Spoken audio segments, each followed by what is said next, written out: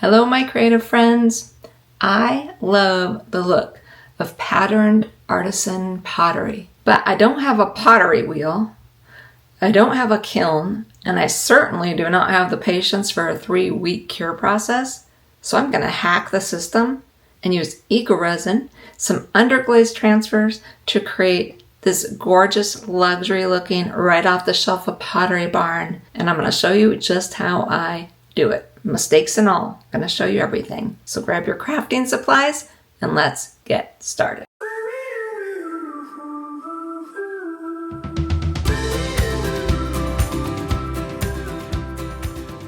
Today I'm going to be using one of my favorite pouring mediums. It's J. Diction's Resincrete. It is eco-friendly. It is water-based. You simply mix water with the powder to the portions that they specify on the back, and you've got yourself poured pottery. I've also got a variety of molds that I'm going to be pouring this into.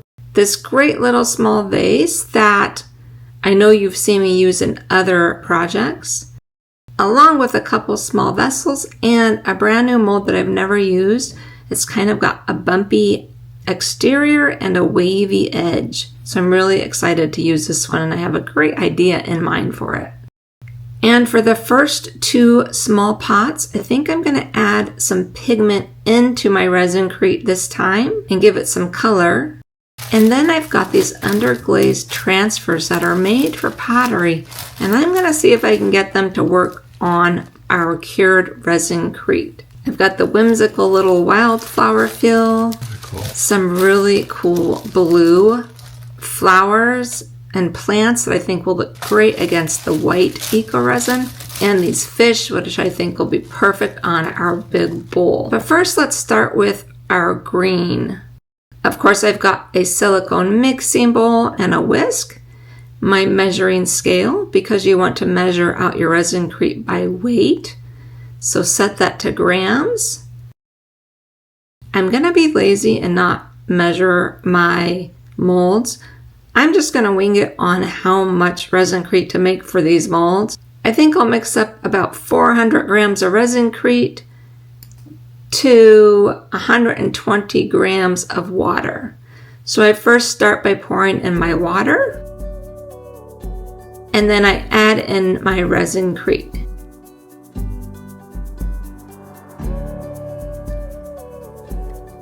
You have about an 8-minute working time to get this mixed up. So keep that in mind, and maybe don't mix a whole bunch all at once. And this is the consistency you're looking for, kind of like crepe batter. So I'm going to mix in some green pigment and some yellow pigment. This is specifically made for Resincrete. I want kind of a light seafoam green for these first 2 to put those black patterns on. That's a really pretty mint green. We'll go with that. I can see I've incorporated a lot of bubbles into my vigorous mixing, but I'm not going to worry about it. This is all an experiment, and we're just going to see what happens. So you want to pour that in part of the way and then give it a little bit of wiggle and a jiggle to help release some of those bubbles. And then I'm going to top it off.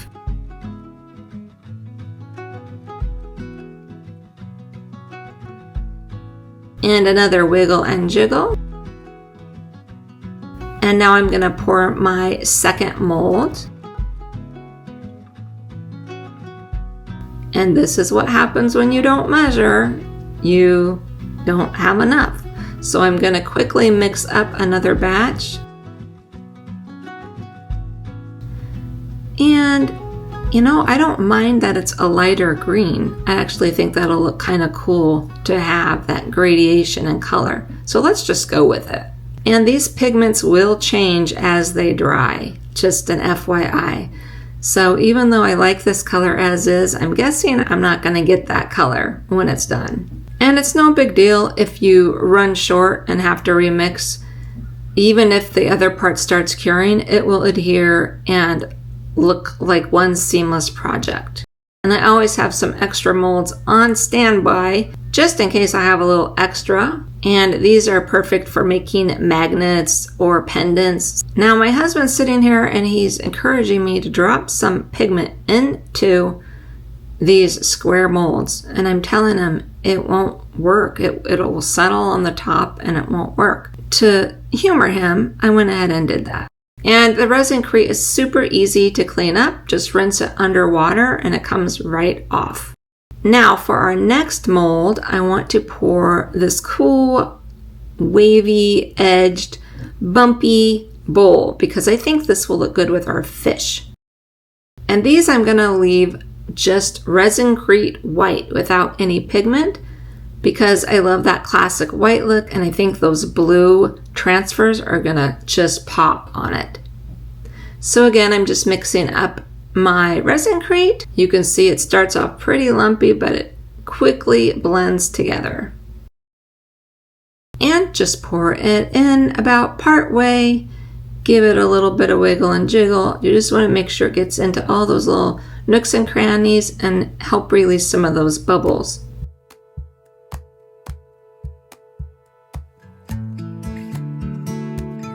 And then I'm going to top it off.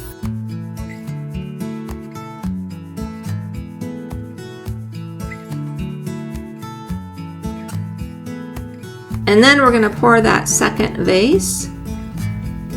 Same thing, just rinse and repeat.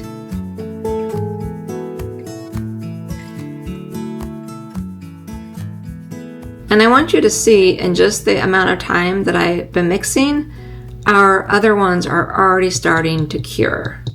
Along with these little square magnets.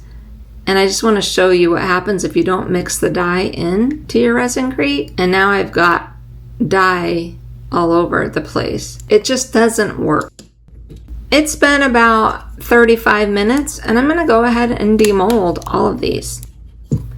They're not going to be fully cured, but they're going to feel fully cured. And you can certainly demold them at this stage and then let them further cure and dry out.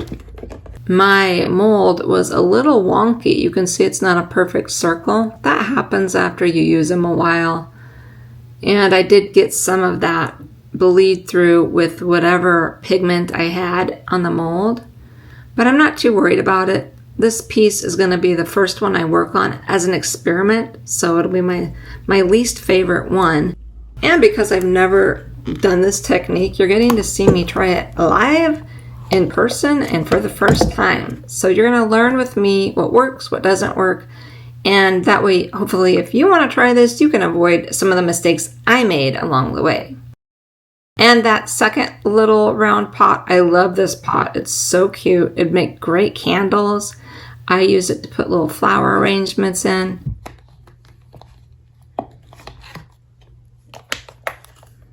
You can see there's some bubbles around the bottom, but that doesn't really bother me. It kind of looks more like stone. The inside is super smooth. I think I probably mixed this a little bit thick and that's why I've got so many more bubbles.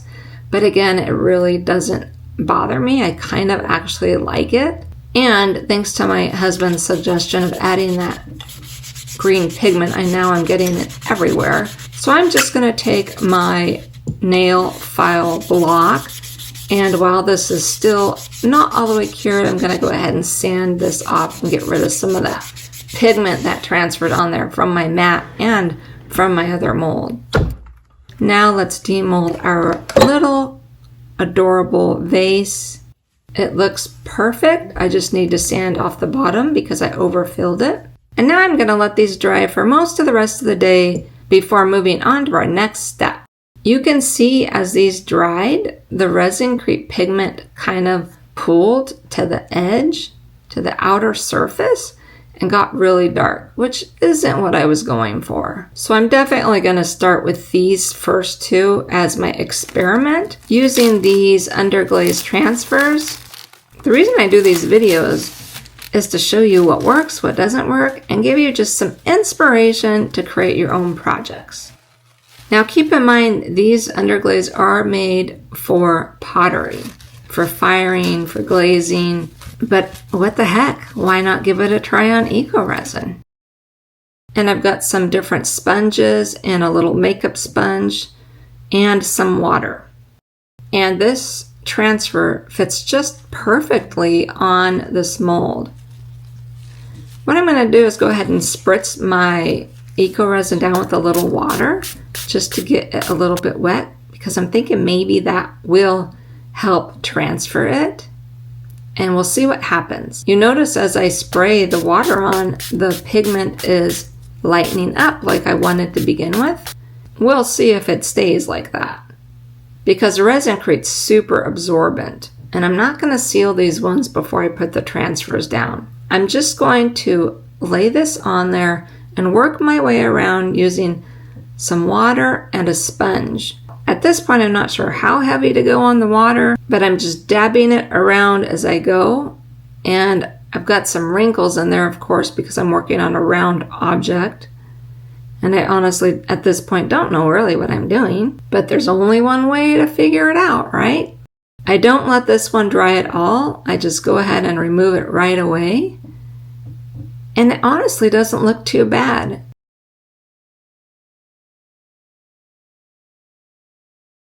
Let's move on to our second one. I'm going to use my makeup sponge on this one because I felt like I was just putting too much water down on that first one. And I feel like I have a little more control using my makeup sponge. I'm just going to take a peek and see what's going on under the hood. It's not bad. It's pretty light. It has kind of a distressed look, which I don't hate. But I think for the rest, I'm just going to piecemeal it instead of trying to wrap it, because not only is it round, but it's curved, and it'll just be impossible for me to get it around this without a ton of wrinkles.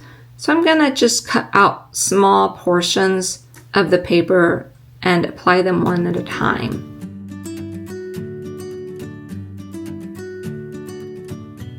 And this time I'm going to let it set just for a minute and dry out a bit before I pull the paper. And that does look a lot better. So I'm just going to work my way around this, applying parts of the transfer that I like until I get it all finished.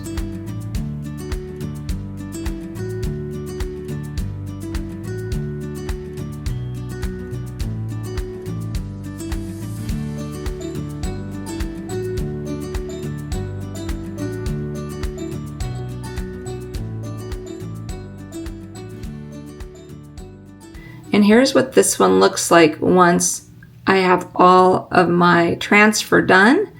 And now I'm going to set those to the side to dry out completely.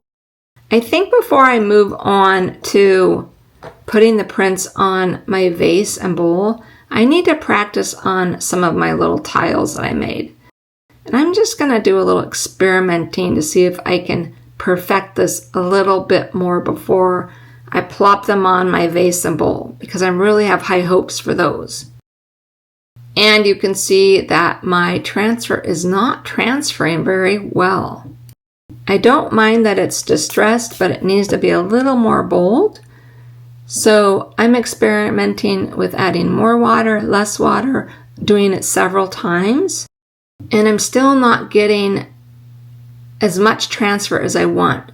So what I'm going to do now is stop everything, get my Resincrete sealer and seal these and see if that makes the difference. Because Resincrete is so absorbent, I'm wondering if that's part of the problem. So let's seal these with some Resincrete sealer, let them dry, and then apply our transfers. These ones are completely sealed. Let's redo our transfers and see if there's a difference. And I'm also going to let them dry a little bit and reapply the water 2 to 3 times before I pull them.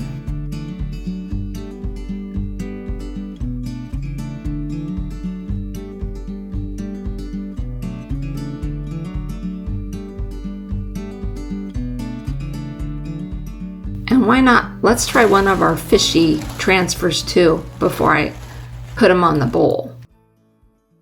So I'm just dabbing the water on, I'm letting them dry, then I'm repeating that process a few times. While those are drying, I want to experiment because I'm going to have to find a way to seal these too. So the ones that we did before that are now dry, I'm guessing that Resincrete sealer is not going to work on the ink of these transfers because it's water-based. And I am correct. You do not want to use the Resincrete sealer on top of your Underglaze transfers. I think because it's water-based, it's just washing it right off. I'm doing all the experimenting for you. One more time with a little bit of water on these, and then I'm going to pill them. And that is so much better on the sealed pieces. So here's the difference between doing it on a sealed piece and an unsealed piece. On the left, this piece wasn't sealed, and you can see that the blue ink is kind of spread all over it. On the right, this piece was sealed. So what I'm going to do is I'm going to go ahead and seal my vase, my vase. Is it a vase or a vase? I don't know, you tell me. And my bowl before I start to do the printing on them. And I'll probably let those sit overnight just to make sure they're really nice and dry before I move on. And as always, I'm going to have all of the supplies that I use listed down in the description of my video, along with discount codes. So be sure to check that out if you want to save some money on your Resincrete and stuff. And while those are drying, the black on the little pots is bugging me. They need some more pop of color against the green.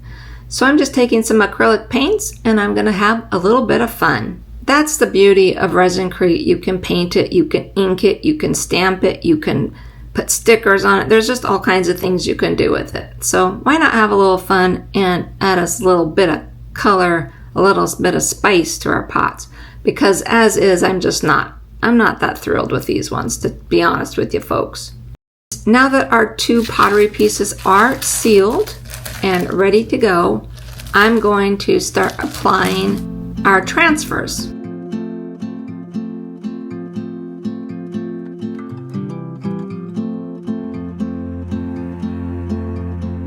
Okay, I made this one way too wet, and you can see it's kind of bleeding out. The great thing about sealing these before you do the transfers is you can just wipe them right off and start over. So that's another good tip for you for sealing them. You can redo it as much as you want until you get it right. If you hadn't sealed it, it would be on there and it would be done. And this is much better. I'm going to work between my vase and my bowl, letting each one dry before I move on so I don't accidentally smudge them with my fingers before I get these dried and sealed. I've got to say I'm loving this bowl mold, and I think these fish are going to look really cool on it. I kind of do want them a little bit distressed looking. I don't want it to look perfect. And I want to give a huge shout out and a thank you to my members and all those who buy me coffee, because that little bit of extra support really does make a difference when you have a crafting channel like I do, because all of this stuff adds up, let me tell you. So thank you so much. As I took the transfer off, it left a few little smudgies, but because we sealed this, I can just take a damp Q-tip and clean up the edges. I'm going to let those dry. And I want to now experiment with some UV resin on our tiles. We know that the Resincrete sealer doesn't work once you've got the ink down, but will UV resin work to seal these? Because these would make great little pendants or refrigerator magnets. I've got some high viscosity UV resin by J. Diction, which is great for doming. It's a little higher viscosity, so it's thicker. And look at that. I don't see any bleeding under the resin. It really pops the design. I'm just going to spread that around and pop the bubbles and give it a cure under my UV light. And look at that. It's perfect. So we know that UV resin will work to seal these transfers. I'm going to go ahead and seal the rest of these up. I probably will turn these into refrigerator magnets. But I'm not sure I'm going to use UV resin to seal my bowl and vase. I have done that before. And you could probably use epoxy resin, would be my guess, but I think I'll probably spray those ones. Aren't the little fishies so cute? This is giving me an idea for my next video, actually. So I'm going to take some Krylon UV Resistance Clear acrylic coating, and we're going to spray it on these vases and make sure it doesn't bleed that ink. And it worked perfect. Obviously, these aren't going to be for food purposes. They're just for decoration or trinket bowls. But I went ahead and did that same thing with my vase and bowl. I just sprayed it several times with the Krylon, and it gives it that glossy shine, but it also makes it weatherproof, and it's sealed in our transfers. I'd love to know which one is your favorite, and I hope at the very least that this video has inspired you to get crafty too. Have a great day, and we'll see you next time.